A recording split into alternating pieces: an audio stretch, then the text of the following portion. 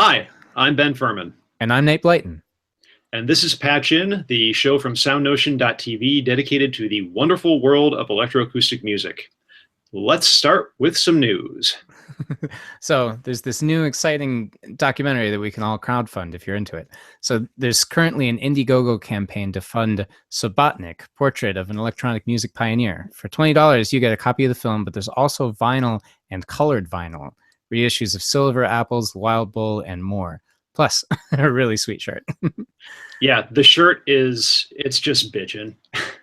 There's no other way to put it. It's this great 80s vintage graphics. It looks like something from Atari. And Nice. also, you can get silver apples on red vinyl. I think there's a blue vinyl and an orange vinyl if you're willing to shell out like 250 to 500 bucks for it. Yeah. Nice. Yeah. But if you want to get your Subotnik on, you can also, of course, check out I Dream of Wires, where he talks about the Buchla, and it's awesome. Or you can check out episode, I believe it's number 20 of our show, where we sit down with him for over an hour and just geek out. Yeah. That was a lovely time. It was. But hell has officially frozen over. Reason now supports VSTs.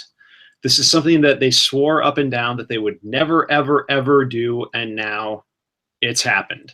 Yeah. So apparently, getting bought out by a venture capitalist firm actually has created some sort of tangible benefit for once. I stand corrected. Capitalism is great. Yay, capitalism. Now, if you could only do like MPE support and a little bit of surround sound, I'd be really happy. Right. But theoretically now you can use VST support to do something like put chamomile into Reason so that you can then code a bunch of really crazy stuff in PD and then use that directly in Reason. So, yeah. if you're a Reason user, check it out. I'm considering actually upgrading just to get this. Yeah, I'm interested in trying it too. I haven't even tried chamomile yet though, so that's on my list before doing this other stuff. But yeah. So into the world of hardware land, if you're a Moog fan, and really who isn't, they have two new things to look into: the soon to be commercially available Subsequent 37 and the Drummer from Another Mother. Two pretty fun names. The Subsequent 37 is an updated version of the Sub 37 Tribute Edition, but now with more low end, tweaked, expanded filters, and 4 assignable CV outs. That's control voltages. Only 2,000 will be made, so get in line now. We'll have a link in the doc. Yeah, Sweetwater is already taking pre-orders for it, I believe. They're going to be expensive. They're going to be awesome. Just, you want it, so just buy it. Exactly. The Drummer, however, is unfortunately not going to be as readily available. This is currently only available to people who are taking the VIP engineering workshop at MoogFest. But videos have leaked out online, and it's freaking awesome. It is like the Mother 32. It is a Eurorack format Moog module, only this one is a drum synth with an 8-step sequencer, independent pitch and velocity for everything, global filter, which is a switchable high pass or low pass with that classic Moog ladder setup, 2 oscillators with FM synthesis capabilities. It looks great. It is apparently a nightmare to solder without having one of the Moog engineers standing over your shoulder, but it looks awesome. Yeah. If only it was widely available and they could just take my money. Yeah. So sorry for basically teasing our listeners, because these are two things that are going to be hard to get, if not impossible, but they're wonderful. To be fair, though, Moog has taken things from the VIP workshop and put them out in the public, like the Workstatt synth. That was originally the 2013 or 2014 Moog Fest project, and you can go online and get it for $200 now. Nice. Yeah. Well, hopefully in a couple months or years or something, these will be available too. One can hope. Yep. But this time we have a fun guest. He is a music theorist, composer, and programmer originally from Cologne, Germany, who earned a PhD in theory and computer music at the University of North Texas. Rainer Kramer is joining us to talk about his work on lots and lots of crazy electroacoustic music pieces, including one of my favorite subjects, algorithmic composition. So welcome to the show. Wow, where did you get that bio? I stole it off of the internet. That's crazy. Like, there's information like that on the internet. I must watch out with this information leak. This is terrible. Yeah, I think it's a little bit out of date from like an ICMC program or something, because last I knew you were in Montreal. I am still in Montreal. Right. Sweet. How do you like things up there? Well, Montreal is awesome. I'm just about to finish my contract here. I was holding this postdoctoral position, technology, and at McGill University, and that's been super fun. It's done. So my 2-year position is, of course, done, and I'm about to into my little tiny Prius C and drive back home to Colorado, Denver, where my other part of my family, my wife, lives. Oh, okay, so, yeah. Well, that'll be a good return, I hope, for sure. Oh, I'm super excited. Well, so except for that part except for I-80, which is, of course, the most boring stretch of highway in the entire United States. Yeah, it's only 28 hours, Yeah. But, but I think the part that I'm really dreading is really just driving through Ontario, because it's like the other parts of the United States, at least all of a sudden you're just like, oh, Iowa, hey, and then you say, oh, Nebraska, cool, But that doesn't happen when you drive through Ontario. You're just like driving through Ontario. You're just like, Ontario. And then like 10 hours later, you're just like, wow, I'm still in Ontario. Wow. This is crazy. Hey, there's a Tim Hortons over there. Yeah, right. Right.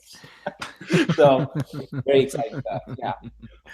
Yes, Nice. We are kidding to our Canadian listeners. I have nothing but love for our neighbor to the north, especially now. You know what?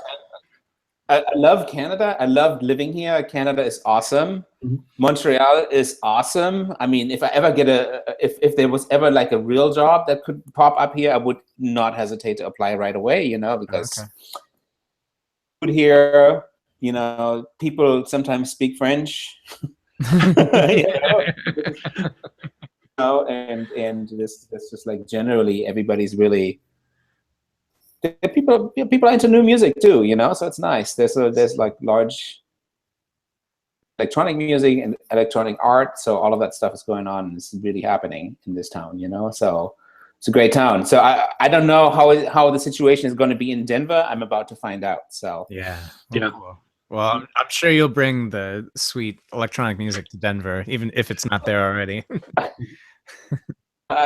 I know some people that are there that are pretty active, and they're making some cool stuff happening. So we'll see. Maybe I can collaborate with some people in the Denver area. I'm excited. So Nice. Sounds great.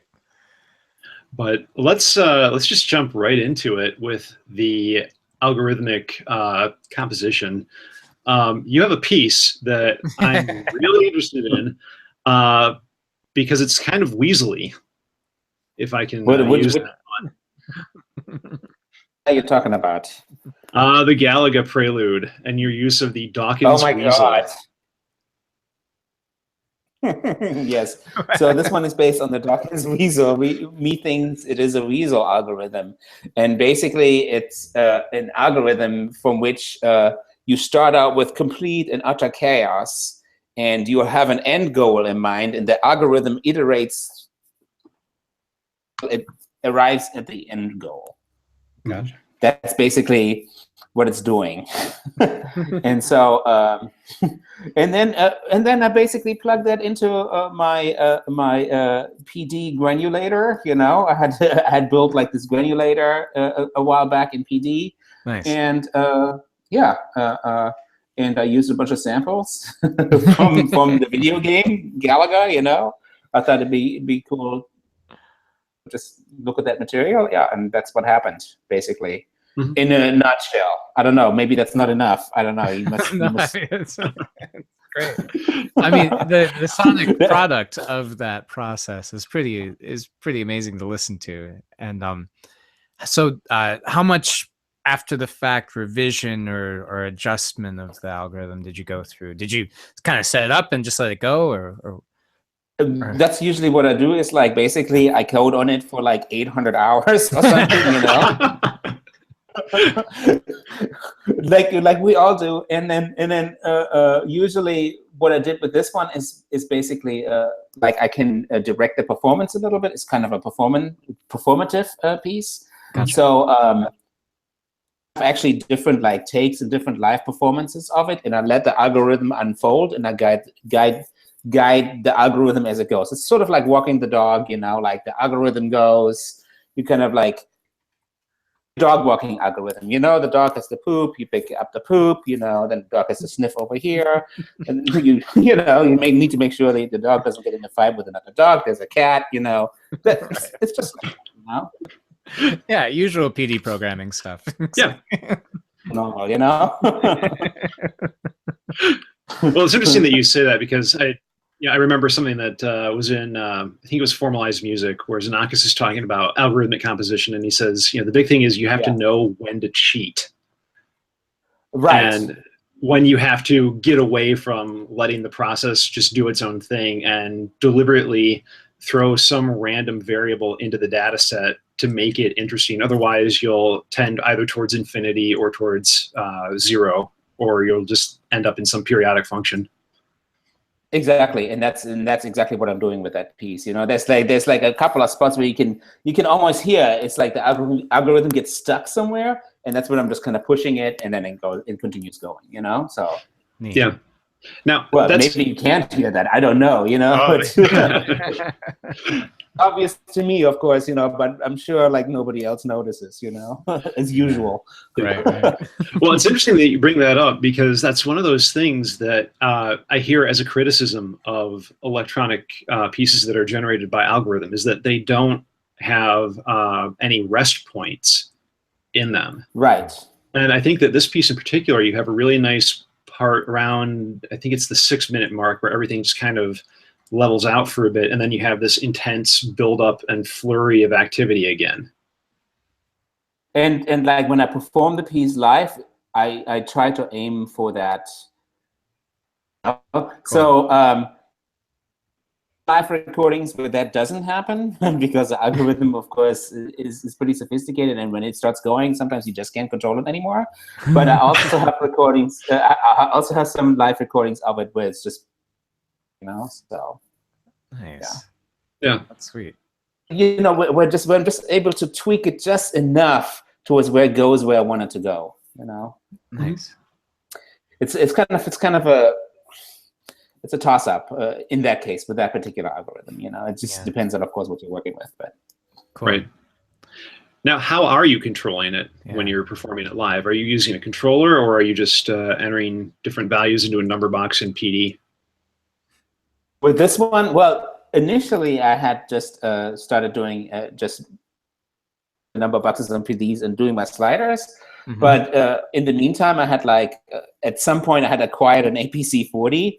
And so now I have it also all mapped on the APC40. So there's like a lot more, it looks more performative when you're actually playing it. You know, it's like not like, oh, look at me, I'm just pushing some buttons on the computer. Am I really, you know, the typical, you know, like, are you really doing anything on that computer, you know, or you just like, you know? Yeah, checking email, so, classic question, right? Yeah, I know, it's ridiculous. So with the APC40, you know, I can control a lot of parameters, and that's a good thing.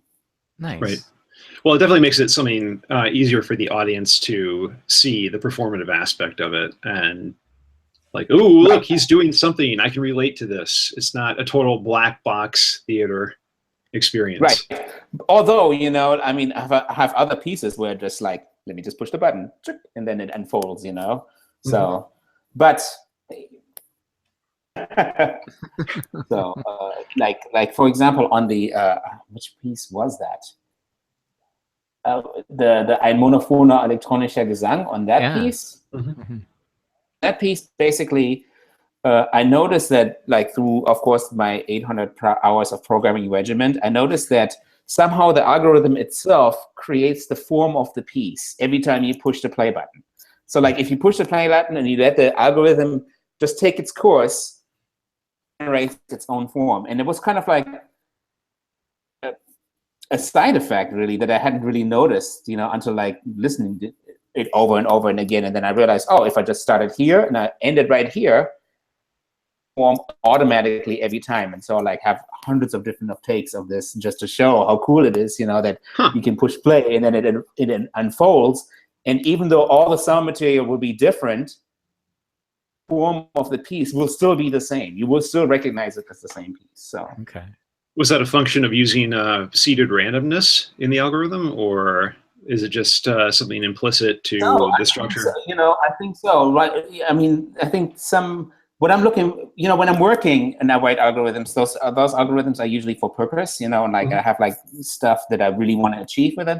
When I'm the algorithms, I'm trying to, like, exploit the uncontrollability of the algorithm, you know, like how does it behave? And I just wanted to go out of control, you know. I want to have the side effects. I want to have everything that's unexpected, you know. So it seems like an odd thing to do, that I want to create the unexpected with my algorithms, but that's really what I'm always after, you know. It's sort of like a counterweight. Then when I do music analysis, you know, you have, like, this exact thought that you need to have, and you're just like, okay, I need to solve this particular problem, you know, and let me write this code for solving this problem, and you know, it's very directed, and then algorithm and I take it away from its original purpose and I repurpose it for something else, like, you know, then sometimes I surprise myself, and the algorithm itself surprises me of the effects of what's happening, and that's really, I guess that's why I do it, you know. I think that's why I do it, and that's why I keep doing it. Nice. Because it's just always, you know. So that's wonderful. so with this piece, is it different than the last one we were just talking about, the Galaga Prelude, in that you start it, but then do you steer it at all after that, or does this one? Piece is not steered at all. Yeah. Okay. It's just, like, basically the shape of it reoccurs every 311 seconds, you know? And so basically after 311 seconds, I can just hit pause and I have a piece. And then I can do another 311 second cycle and I have another piece, and the shape of the piece will be exactly the same. Nice. Okay. Everything that's happening in the piece is happening completely at random. So I think in that piece, I can't remember exactly what I'm doing. I think I'm doing some type of the piece sounds really old school, like a 1950s music piece, you know. Mm-hmm. But really what I'm doing is I'm just generating, like, what does it say in my program notes? Oh yeah, okay. A bunch of FM tones that I'm immediately granulating. So that's really all that's happening in that piece, you know, but which is cool. And it's a little bit different, where, like, with the people in the 50s with their days and days of cutting tape, I'm sure it would be like shaking their fist at you. But I'm sure they worked they also worked 800 hours, you know. Right. So. Yeah. Right. Yeah. But all they had to show for it was a bunch of Scotch tape. Yes, exactly. Nice. That's I mean, the audio product of the track that we were able to listen to is really, really nice too. Yeah. Yeah. Which my question on that one was that all done within PD, or were you using that to control a different program as well for the FM synthesis and granulation? Oh, that one is all done in PD. Okay, that's cool. Like a pure all PD. Everything's done in PD. Nice. And on the Gallagher Prelude, however, it's done in PD, and I actually pipe in some code that's running in real time in Common Lisp. Okay. Common Lisp. Okay. So I'm just bridging it, like, with OSC and sending over the just signals into PD, and it makes stuff happen, you know? So. Cool. Yeah, I was wondering how you would accomplish some of those algorithms strictly in PD without getting into Lisp, or at the very least. Yeah. C. Okay. So. That's right. That's right. And currently I'm mostly working on Python.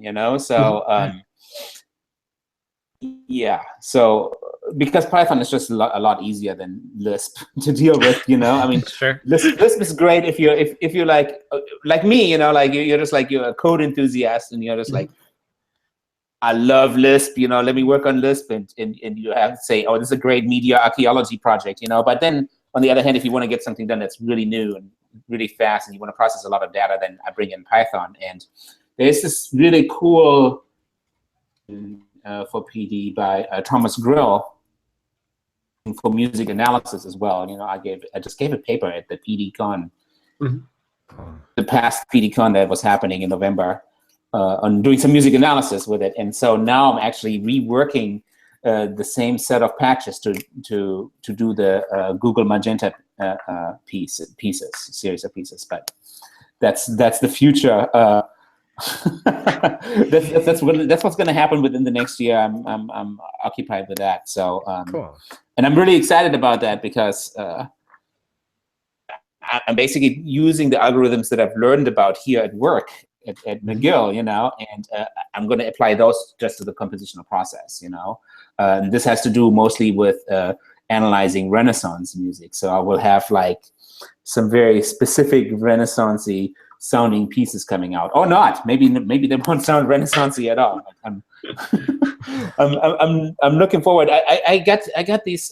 So playing like a lot of chant, and I was studying a lot of Renaissance music and a lot of polyphony, and so I created these large data sets for monophony, and then ended up going to Japan. I gave this paper there on mode finding algorithms, and while I was in Japan, I was just like, man, I gotta get something in Japan that really reminds me of Japan, and I had fallen in love with the Korg monologue, and I was thinking, man, maybe I can get a good prize on the Korg monologue, in Japan. So nice. And so I was just like, this is a perfect tool, because like I have all this monophony data, crunch it with Python, pipe it into PD, and then have PD control the monologue. Then I can have like some really possibly interesting stuff. But that's the future. I cannot. I don't have anything. I don't have any sounds for you to process. No. But as the monologue also enables you to like apply different tuning systems to it and all kinds of different cool stuff. So, cool. Yeah. Again, I need to shut up about that. No. I haven't gotten to get my hands on a monologue yet, but they're pretty inexpensive, right? Yeah, it was well, and in Japan it was like immediately $80 even cheaper than that. Like I had a minimal budget as usual, because in fact I'm a musician, so right, exactly. I have only minimal budgets. So that's one set of these pieces, but the other set of these pieces I also have analyzed all this data on polyphonic pieces, right? Cool. Okay. Renaissance polyphonic pieces, and I had actually gotten two polyphonic synthesizers, and one of them was the reissue, the Roland reissue Juno, the tiny one, Yeah, just the desktop one. Yes. I love that one. Nice. Because I can't, of course, afford to buy a Juno 106. I mean, who can? No one can. No, right. Nobody can. I mean, my brother's got an old Canada, one. What's happened? Yeah.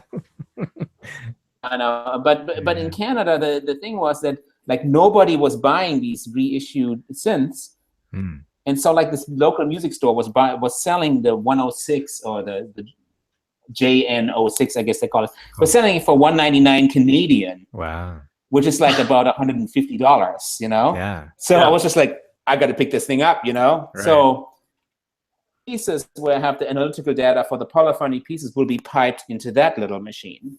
So I have the Juno 06, the JN06, and I also have the Jupiter. Oh, okay. That one is really nice because, of course, it has all the classic Jupiter sounds. So sweet. So you're gonna do a polyphony with the classic Jupiter brass sound. It has all the man. I'm just excited just thinking about it now. Like I'm just like, okay, let's stop this. See you guys later. Yeah, right. I need to go settle down. Yeah. That's awesome. So yeah, so I'm going to take this data. I'm going to bring it through Magenta. I don't know if you guys are familiar with the Google Magenta project. Only loosely, yeah. Yeah. It's basically you're just using neural nets, to and then regurgitate it with MIDI, Yeah. So nice. I like the idea of doing that with such old data too, like the Renaissance polyphony and right. So I'm thinking that maybe there's going to be some interesting results, and if not, it's just whatever. Yeah, it'll probably sound nice. I don't, I actually don't care, but I'm sure it's going to be. I'm hoping, so. Well, and if not, you can just granulate it later. Right. We'll granulate it later. I mean, if it's just crap, you're just like, whatever, I have my granulator. Yep. Yeah, so, I mean, no, I've never done that with bad pieces that I've written. I have no idea what this technique is. Exactly. So, some of the music that you shared with us, or that we were able to listen to, is working with a different kind of data, some sonifications. With there's these 3 nice, short and sweet tracks: Earthquakes, Fractal Study, and Klagenfarben. My German, pardon me, but yeah, it's just again, the audio product out of these is really nice. How was it working with this data and with the FM synthesis or sampling, or what was going on? Okay, so on the sonifications, I totally cheated. Yeah. Basically, I generated, what I did there is I generated a bunch of MIDI files with Lisp, cool. Files into Ableton Live, and then I assigned really cool sounds with it. Nice. And that works. Whatever. And I think the results were pleasing somewhat. Yeah. And the crazy thing is with some of those is like, they're based on tonality, the rules of tonality, which is even crazier. Oh yeah. Yeah, one of I think the Klangfarben one is the one that moves from 1 fully diminished 7 to 1. Yeah. And that's what it does. And I don't know if you heard that or see that. It doesn't matter if you heard it or not. I think it's interesting anyway. Exactly. So whatever.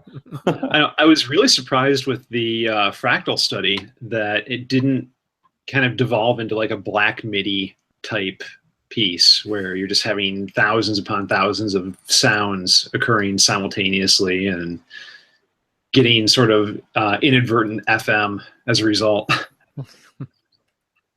Right. I think the key there was just like I just limited myself to just very few instruments. Like I said, I'm going to have only like these 8 instruments that make sounds, and that's that.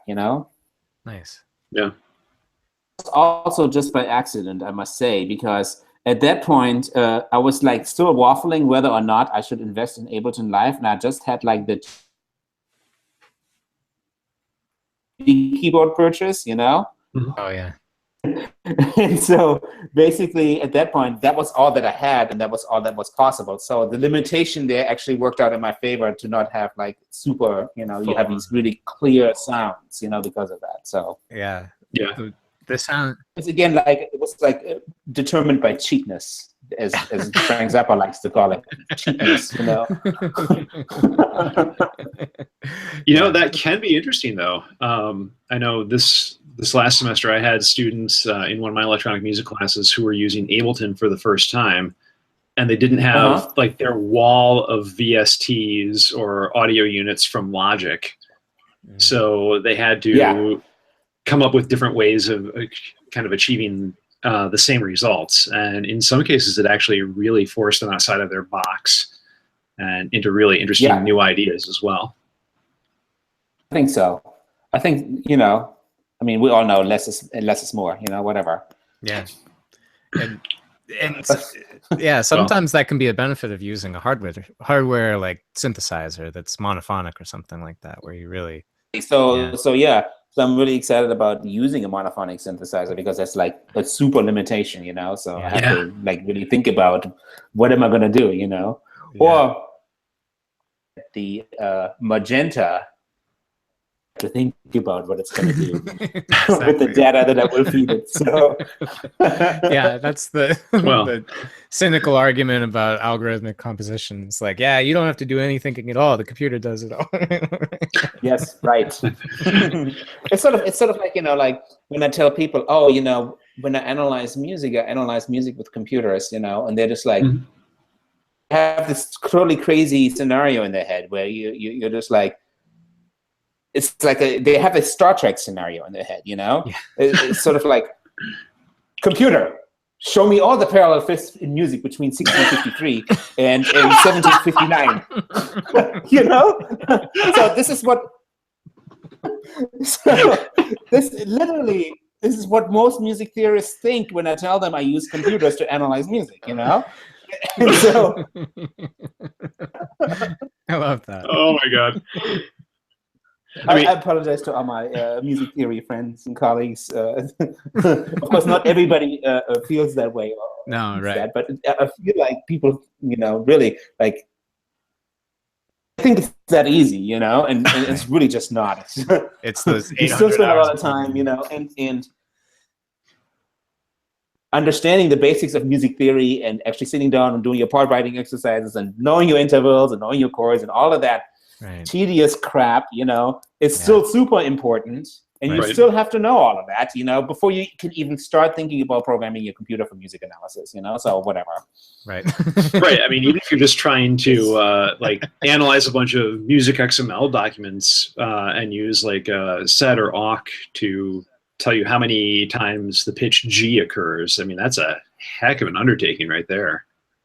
Well, yeah, the humdrum people, you know, and our colleagues here that do that, you know, and we do that with Music XML. This is like what I do most of the time, you know. We just do a bunch of, basically what we do is we scan a bunch of music, like Renaissance music, that's all like this in this old written music style, as you know, and then we translate that into Music XML, and then we take that Music XML data and we analyze it on like large case. So we actually do the computer. Find out the parallel fifths in music from, you know, so. But except it's not that fast, you know. You don't have that Star Trek response. You know? Yeah, and not voice activated either. Yeah. No. Also, back when I was in grad school. Yeah. No, I was going to say back when I was in grad school, I actually did do tons of data entry for a humdrum analysis project. Yeah. And my God, the level of detail that was capable was phenomenal, but how much time it took to enter the data set was also phenomenal. Yes, so exactly. So, but you know, on the other hand, if I entered like a large data set like that in humdrum, it really brings you very close to the music too, you know? I mean, you get a much deeper understanding of what's really in the music than just like circling stuff on a piece of paper, I think, you know, like this, I think this is like what most theorists don't realize when they criticize, you know, computational musicologists like myself, you know, this is my hobby aside from being a composer, you know, and so like they don't acknowledge that really, like that process in itself gives you insights into the music that you otherwise would never have, you know? Yeah. Oh yeah, you start to see patterns emerge from the data the more you do it, especially if you're limiting yourself to a certain composer or a certain time period. Exactly. And it's infinitely interesting, you know, and like, well, last year, you know, I've traveled the world to, you know, give papers everywhere on that subject, you know, and it's infinitely interesting, so. Nice. That's great. Well, I guess we've got some other of your music to talk about. Yeah, let's talk about some music. Let's talk about music. Let's not talk about work. Well, so I mean, this sounds like such an integral part of your process. I think so. Yeah. Yeah. So I mean, when you've got that tool, why not use it? You know, like.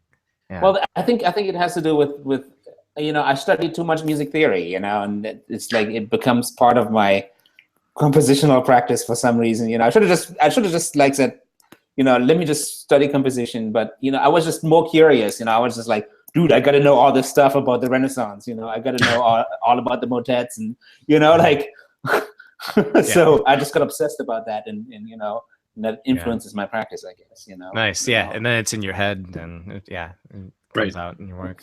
Yeah. And then, of course, the downside is that, you find yourself programming AIs to write in the style of Gesualdo madrigals. Awesome. I love it. Let's do it. That might be a bit above my coding abilities, but... yeah. Well, only for right now, I mean, I think anything is possible. Anything is possible, It's just a question of how much time do you want to put into it, or how many undergraduates do you have available that can do. There you go. Menu is the answer.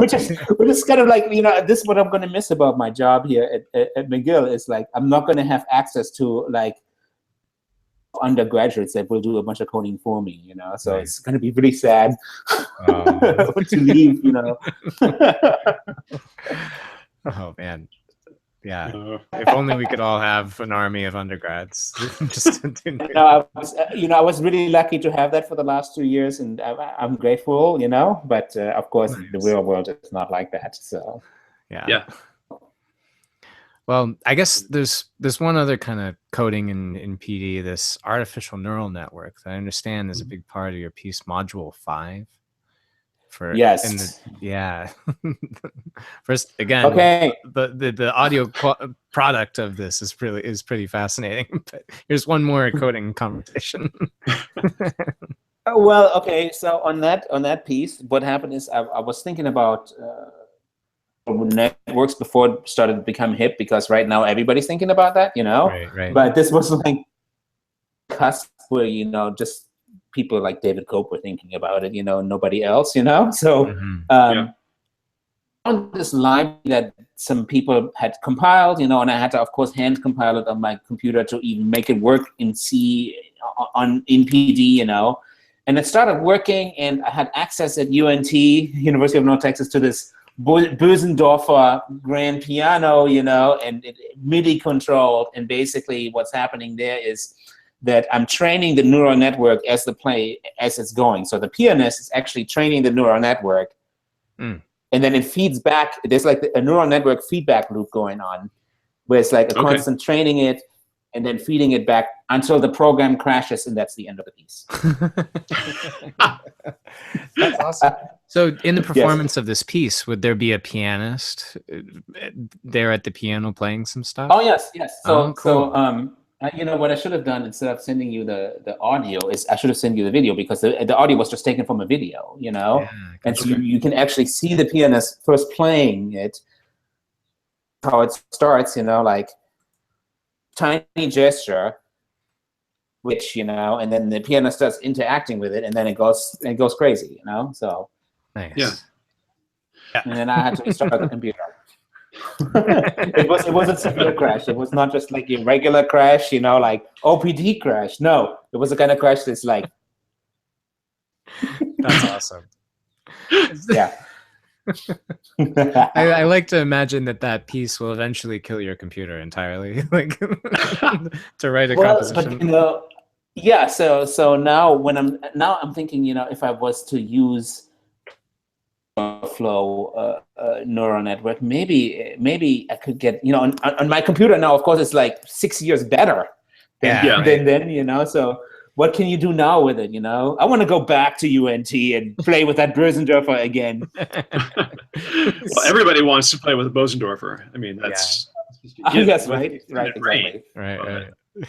But it's funny you mentioned how much better your computer is now, because today was when Intel announced their new run of chips, and so you have the 18-core i9X Extreme processor. Yeah, extreme. Exactly. Which I did basically the same thing, threw up the horns and everything when I saw the packaging that they put on their website.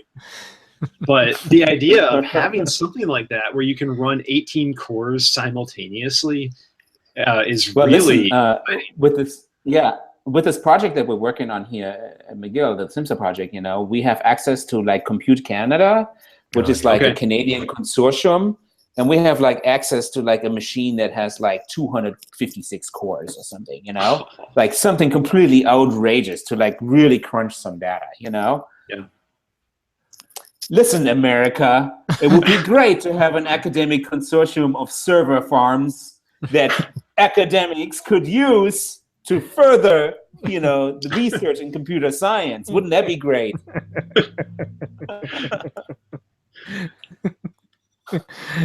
Well, America, you've heard our guest. Yes. If my university is listening, yeah, what he said, totally, everything he just said. Nobody cares, but whatever.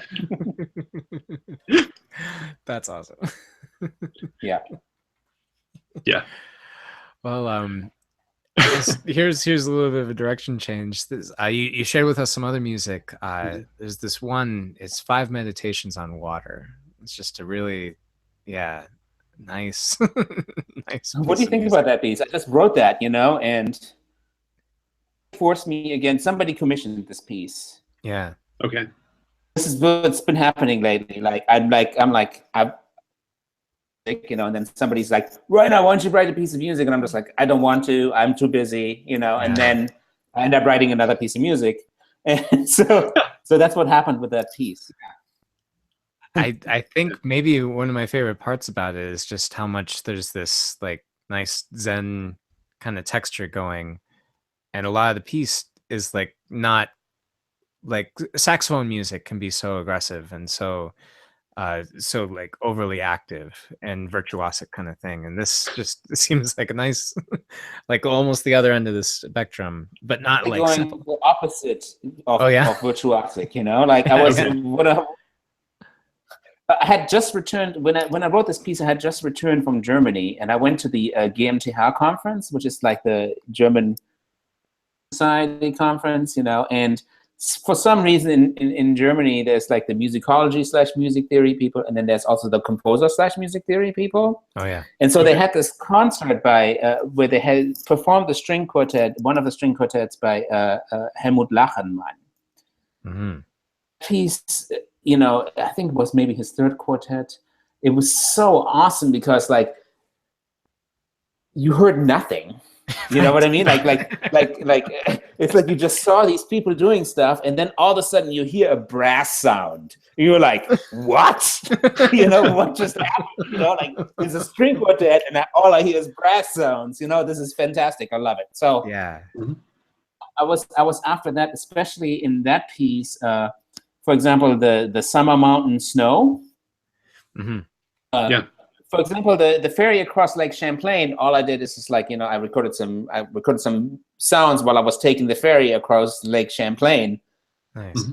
Just happened to go, well, I saw there was a ferry that went from New York to Vermont, and I just felt like I needed to write it, while I'm up here. Oh, yeah. So I took my little car and I recorded it, and I thought it was cool, Nice. And so those are just real environmental sounds. However, on the fourth piece, the Summer Mountain Snow, even though it sounds like it's environmental pieces, it's basically all just subtractive synthesis that's generated by the saxophone right there. Nice. So it's like all the saxophone, and that's all this. And so you hear just one saxophone note in the piece, and that's the only note that the actual note is allowed to play. Okay. And is that just filtering out a noise source? Yeah, he's just breathing through the saxophone the whole time. Yeah. Cool. Just subtractive synthesis, just filtering sounds. That's all it does, and it's just reacting to that. So, yeah, cool. Of course, I was really lucky. I got to work with the saxophone player. Cool. But he now teaches at Virginia Tech saxophone. But awesome about this guy is, of course, that he was my oral skills student at UNT, and now he's a saxophone professor. Yeah. So, that's nice. Yeah, and sometimes he forces me to write pieces for him, and so that's what happens. It was actually written for a flute player, and the flute player couldn't show up, and then so on the spot I rewrote it for saxophone. Oh wow. on the day of the concert, of course. Yep. Wow. I have been in the same situation before, and it's never fun. It's never fun, but then, but when you get through it, you're just like, oh, this piece is now for alto saxophone or flute. How cool is that, Yeah, exactly. Get a double piece out of it. Yep. Yeah. Yeah. So piece is just, and then, of course, I was really fascinated with the hydroelectricity in Quebec, which is the last movement of the piece, because it turns out that in Quebec, 99% of all electricity is generated through hydroelectricity, meaning like 99% of all electricity in Quebec is renewable energy, basically. Right. Wait, and but that's clean power? Hold on. They're not I using know, it's outrageous, like how can that even be possible? Yeah. It's like nothing, like, and then they say there's 0.9% is something else, and then 0.1% is maybe coal, maybe, So the electricity company is just like, so you see people driving around in Montreal with the electric cars, and you're just like, wow, that's beautiful, because that's all with driving in the electric cars that are powered by renewable energy. Mm-hmm. All electricity in all of Montreal, all of Quebec really is generated like this, So I opened up my electricity bill. It only costs 25 Canadian dollars per month to pay my electricity bill, because it's all renewable energy. That's unbelievable. Yeah. And I live here in the winter. Let me remind you. Right. We have to use heat and stuff. Yeah. Oh. Yes, and I know that Michigan winters are just like, Montreal winters. So. Yeah. Wow. So what I'm getting out of this is that I really need to move to Canada. Yeah. So and so basically in that particular tune, the focus was really on that one sound that I stole from Stereolab. Okay. Nice. So that's awesome. It's basically like a Moog sound that I reprogrammed, and I heaven forbid I actually used Max MSP to reprogram it. Just I don't know. It happens, Yeah. In a time crunch, we have to program something in a Max MSP. Yeah. God forbid. Right. Yep. That's so fun. Oh. Yeah. Do you make a point to never use Max MSP? Is that I usually try not to use it, Interesting. But yeah, I'm very much into open source software, and I perpetuate that, and I think it's a good thing, especially in academia, and whatever. But about one of my favorite pieces, and perhaps it's because it's too cheesy. No, let's talk about it. Yeah. the one where I have all the Björk and Arvo Pärt samples. Yeah. Yes. Yeah. The two Stück saxophone. Yeah, it was actually 3 pieces. The third piece is dedicated to Ruth Crawford Seeger. Oh. Apparently, at the recording session of that, unfortunately, the flute part was too hard or something. I don't know. Oh. Okay. They didn't practice hard enough. Sure. But I didn't want to be. You go like, oh, dude, So, so then it just became 2 Stücke. But at some point, the third one will be recorded another time when people are willing to practice for it. Or maybe if I have some monetary incentives to give to the people, so they should practice it or something. Something like that. I'm hoping, but. Of course, the interesting thing there is that the tintinnabulation is actually based on a heuristic algorithm, and the tintinnabulation actually, I didn't write it; the computer wrote it. Okay. Basically, I just said, here are the rules of the tintinnabulation. Here is a random seed. Right, and you can hear there's like there's like 4 or 5 different tintinnabulations in there, and those are the 5 different ones that I chained together that would 5 different outcomes from the tintinnabulation algorithm. Nice. Okay. Yeah. Yeah, and I really love how the quotes that you use are interspersed in there as well for the audio. Yeah, well, I don't know. I'm sure you've seen that interview, right? Like on YouTube. Definitely. The Evo Bjork interview is like the classic, you know. It's like the greatest interview of all time, you know. I have not seen that. I know I'm gonna be watching over. Oh, you must Google it. You have to. Sweet. It's just crazy. I mean, it always reminds me, you know, all what reminds me of, you know, Kristen Wiig a couple of years ago, or Kristen Wiig, she did this imitation of Bjork on Saturday Night Live, you know. Yeah. and they were all sitting together. I think it was with Zoe Deschanel and the quirky girl or whatever. Yeah. And they were all sitting there and they were knitting. And Kristen Wiig, who was Bjork, for her octopus. Right. Yep. and it had like a special hole in it, so its creativity could flow freely, you know. And she did this really great Bjork impersonation, you know, and I love Bjork so much. Yeah, exactly. Yeah. She's a pioneer. She's a badass, you know, and well, she's special. So, and that's why we of course love her, you know. Exactly. So that's wonderful. Yeah. I think the one is I can't remember. There's this Bjork makes the statement, and then I have the tintinnabulation that goes off with like the saxophone plays like these arpeggios, and it sounds really happy. But Bjork just had said something super duper dark. Yep. So I don't know. That's just cheesy. I know it's cheesy, but I like it. It was fun to do. I mean, to me personally, like a little bit of Bjork and anything like can't go wrong. Like just in any way. I've had a couple friends do pieces where they do musical quotes from Bjork's stuff too. And oh yes, yeah, yes. You know, I didn't want to be that direct. Yeah. You can already hear the music when Bjork speaks, you know. I can already hear the music when I just hear Bjork's voice, you know. So yeah, actually playing the same notes, we banging your head over with it. Yeah, that's super fun. Yeah. Well, and the other part that I really liked was the accumulation of material in the first piece. Which was the first piece? The first of the two Stück. The construction. The construction. Yeah. So the Konstruktion. So what that piece is all about is basically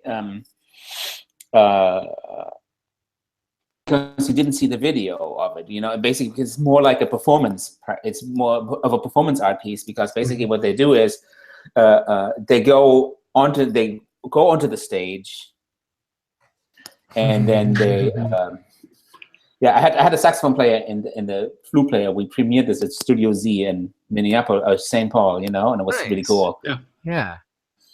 And so the piece begins with them actually going on stage and unpacking their instrument on stage, instrument together and making different sounds, putting the instrument together. So the very first sounds that you hear are like mouthpiece sounds, and then neck sounds, and then other sounds, and gear clicks and stuff. So, and then the very end, and on that recording, I cut the very end out, but the very end is an A tuning note, and then they start the tintinnabulation. Cool. For some reason, I felt like that, you know, you had to be in tune for the tintinnabulation, you know. Right. and although that raises an interesting question. What if they were not in tune? Or what if the tintinnabulation is set? What if they weren't in tune? Or what if they were slightly off of 440, so you get like a binaural beating tintinnabulation? Oh, you know, I like that actually. Now that I'm thinking about it, I mean, I did do all these spectral delays on the tintinnabulation, so I can get these long, drawn out bell sounds, you know. So tuneness would be better. Not that you're saying it. We'll try it out next time. Next time we get to play this piece, I'm just like skipping the A tuning note and tintinnabulation completely out of tune. And see how that works. You know, combine it with the medieval aesthetic and drop like a scale file into PD and re-temper it to Werkmeister 3 or Mean Tone. Mean Tone. Absolutely. Yeah. Why mean tone? Let's not stop there. Pythagorean. Just straight up, Oh, but the Pythagorean comma is so easy to compensate for. Nice. Maybe gamelan, like get one of the really crazy Balinese gamelans that Debussy had access to. Yeah. Yes, of course. Yeah. Yeah, that would be sweet. So yeah, so that piece is really about that, like it's just basically about putting the instrument together and making sounds on the instruments before you put the instrument together, so cool. Yeah. Well, yeah, I do you have videos of these posted publicly, or is it no, because as usual, I'm always unhappy with the performances, although my performers did a really killer job. Right. They did a great job. But I was just like, I don't know, like, I don't know if I can show this, so there is a video, and I've been told there's a video that exists, so I think either the saxophone player or the flute player had the video. I don't know where it is. Okay. I didn't post it. So it's not the official version then. I guess it's not the official version. And then the version that you have is actually the version that we recorded in the studio, so of course the performative aspects of the piece are, of course, you can't really hear those, So, but I thought it was still sonically interesting enough to. Yeah, absolutely. Well, let me rephrase that. I wanted to have a recording of it so I can send it out to festivals. Exactly. Right. So. Yeah. Well, we've got one more of your pieces that you shared with us. It's called January Part 2. Yes. So, what do you think about that piece? Oh, it's fun. Yeah, I think for me, like timbrally, for some reason, it really. What? For me, timbrally, like for whatever reason, it was hitting like the same notes as the old Gershon Kingsley Popcorn that he did on the Moog, but with like this 9 Inch Nails style chord progression going through. Right. What happened is that I had this idea. Wouldn't it be cool? It came to be about like everybody was just like, oh, you can write all this music on your phone, and so basically that piece was written on my phone. Nice. Exclusively. So I had written like these series of pieces just on the phone, like phone. So that's basically what's happening with that piece. That's written with that one. Which one was it? I think it's called. It's one of the phone apps by Reason or whatever. Either way, I put it together and then I recorded it on GarageBand, on the iPhone, and that's what the piece is. So nice. Outcome because I did it on the phone, but I don't know if the piece, it's my least favorite piece. Well, even when your least favorite isn't all that bad, it's pretty good. Okay, well, I appreciate that. Yeah. I mean, again, I was just going for like limitation again. I guess I always go for limitation, and so for the phone presented like a certain limitation that I felt I wanted to deal with. Yeah. Nice. The hold of the John Cage iPad app, and that of course changed everything too. But that's a different story. Oh, nice. I'm not really familiar with that app. What's going on with that? Okay, so the John Cage iPad app. Yeah. Is it a score reader for 4 minutes and 33 seconds, or? Yes, it wasn't like that. Basically, it has a whole bunch of prepared piano sounds on it, and so like it has like all these images of like these. I'm holding Lifesavers in my hands, and the Lifesavers are really difficult to get in Canada.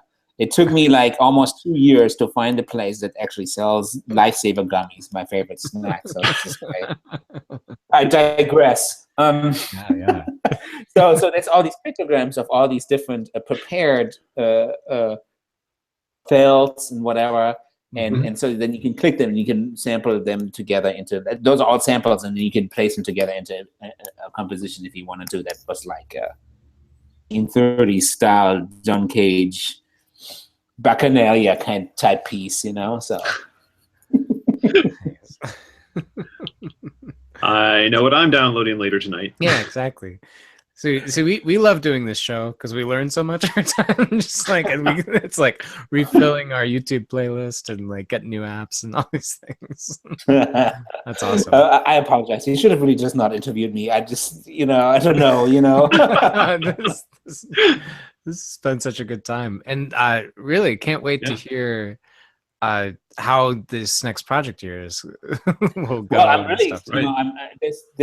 So basically, the project is divided into two parts. You know, like the first part is basically it's the polyphonic part of this, and I shall call it. I have a name for it. I have like a code name for it. You know, like every time when you do a programming for analog monophonic synthesizer, and the other one is for analog polyphonic synthesizer, the 106 and the 30-minute pieces.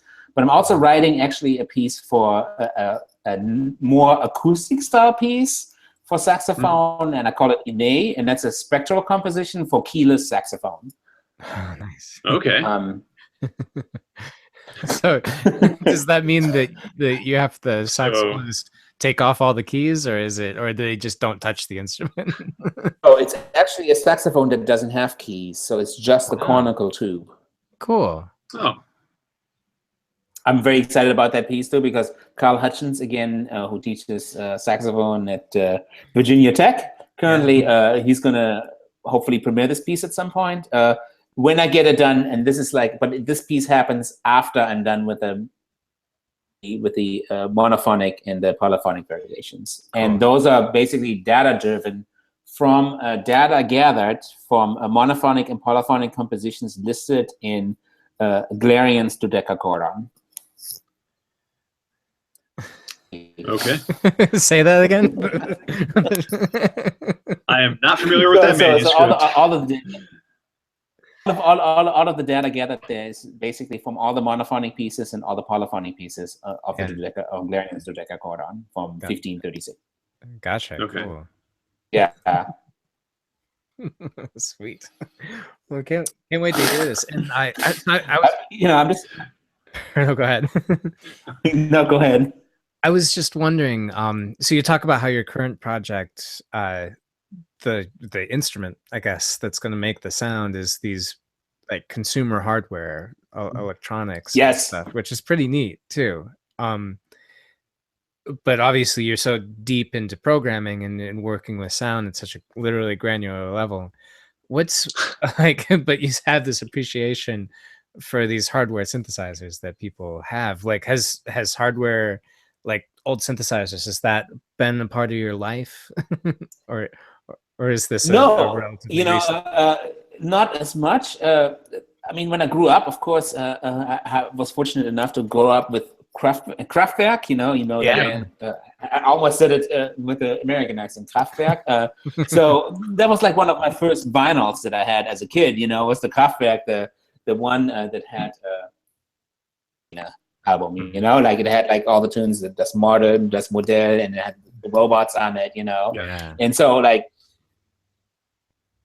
when I started like listening to kind of music that had synthesized sounds in it, and then like immediately like I got into like bands like Depeche Mode and the whole Vince Clarke, Martin Gore scene, and they use all these old synths, right. that have like these classic sounds, and so I was just like, wow, this is so cool, and then jazz really hardcore, played the saxophone and kind of like abandoned that, after playing in bands and stuff. I'm going to go back to school. I'm going to study music because I started just messing around recording music, and I didn't know that was called electroacoustic music, but that was actually an art form and people were doing this. I just had like won this 4-track machine from a Hard Rock Cafe battle of the bands, and started messing around with sounds, and I thought that was cool. Can that be a job? So yeah. Nice. And here you are now. And so then I saw that they had these consumer style, the 106, the re-release. I had like fantasized of getting the 106 for a long time, Yeah. Never afforded. And so then they brought out the little box, and it was like exactly the same panel, you know, and it has exactly the same sounds. I was just like, man, it's so awesome, you know. I want to just like totally just write a piece just for it, you know. Yeah. So yeah, so that's my goal with those. So I'll have the Korg for the monophonic pieces. Mm-hmm. I thought, you know, it would be cool to use the monophonic synthesizer with the monophonic pieces. I used the Juno and the Jupiter little boxes. They're both for 4 voices. Yeah. The data that I have for the polyphonic pieces is for four voice polyphonic pieces, so it's like perfect with the mapping. Nice. Yeah. So whatever. That's awesome. Purists are going to say, well, you know, Jupiter 8 really had, you know, 8 voices, and you know, the Juno's 106 really had 6 voices, but you know. Yeah, and then people will start hassling you like, no, this would really sound better on the. yeah, exactly. So whatever. Yeah. Down the line, do you think you'll ever try like actually playing it on a 106? I didn't repeat that. Or what? Sorry, what did you say? It was really, you know, whatever you said was really cool because it arrived like it's this really cool digital distortion here. So along those lines, down the line, do you think you'll ever like, I don't even remember what the input is like in a 106 if you can get MIDI into it, or like, do you think this piece would be executable on an old Juno 106 eventually? I would think so. Yeah, I mean, you have voltage control. You know, even on the re-release one, you have voltage control and you have MIDI control. So both of them. So I think maybe so. Yeah. High hopes. Yeah. If the compositional outcome is okay, I'll send it off to a festival and we'll see each other. You know. So and if not, then I'll have to regranulate it and we'll see each other another time. Perfect. Well, it's been very cool. Yeah, it's been such a wonderful conversation. Thanks we got through a lot of your music, and yeah, so it's been wonderful talking to you. Thanks for inviting me. I patch into your Patched In podcast for a while. Every once in a while, you know, I'm looking for new music. Yeah. So I listen to it actually quite a bit, and of course, you know, Ben's annoying Facebook's posts about, oh, I'm about to do this, blah blah blah, you know, and I usually click on the link, you know, and listen to it. So I was familiar with it, and when Ben had asked, I was super excited. Yeah. Out of yours super awesome podcast. So thank you. Yeah. Well, great to have you on. Yeah. Before we move on to the next segment, do you have any last plugs or anything like that, or other events coming up or anything like that? I don't have you know, the next thing that I'm doing is like I'm going to European music analysis conference. So that's my next plug. You can see me talk about mode finding algorithms. Cool. In polyphonic pieces in Strasbourg, France. So that's the only plug I have for right now. Cool. Well, then Nate, you know what time it is. Yeah, it's that time of the month again. Yeah. So yeah, we're at the end of the show. We're gonna do this month's 2-minute challenge. Wow, you want to take it out to 2 months? I mean, yeah, right. It's a whole semester's worth. Yeah, so Nate will be doing a class this month on everything in electroacoustic music. Yeah, exactly. So here's where we'll edit in me doing a 2-minute challenge, and yeah, because I've been liking to do it about something that we talk about in the show that we didn't really dig into. So yeah, it'll probably be something about algorithms and stuff like that, but it should be fun. You know. Yeah. Sounds fun. Yeah. All right. So coming out of the 2-minute challenge. Okay. Great job, Nate, as always. Thanks. Yeah, try my best. One of these days I'll actually prepare beforehand and do it live, and it'll be great. But I hope you enjoyed that one. Mm-hmm. Yeah, well, thanks again so much for coming on the show. Right. Yeah. Well, this has been another month, Patchen. You're semi-monthly. Sorry again to our listeners for there was a big lapse, and that was entirely my fault. But here we are in the month near the end of May. This will probably be released right around now. But yeah, thanks for listening. You can support our show and the other shows on our soundmotion.tv network by going to that website. You can get the show notes for Patchen and this episode and the rest of them is back in our archive at soundmotion.tv/PI. That's where we'll have links to all of our guest stuff and different things going on. Yeah, you can also support our show by on the website. There's a little bit of a donation field. You can search for whatever you were going to get on Amazon through our little Amazon search box, and we get a little bit of a kickback if you buy something that way. There's other ways to donate. You can listen to our show in iTunes or any whatever podcatcher kind of app you use. But thanks again. This has been episode 39 of Patchen. My name's Nate Blyton. I'm Ben Furman. I'll see you next month. And hope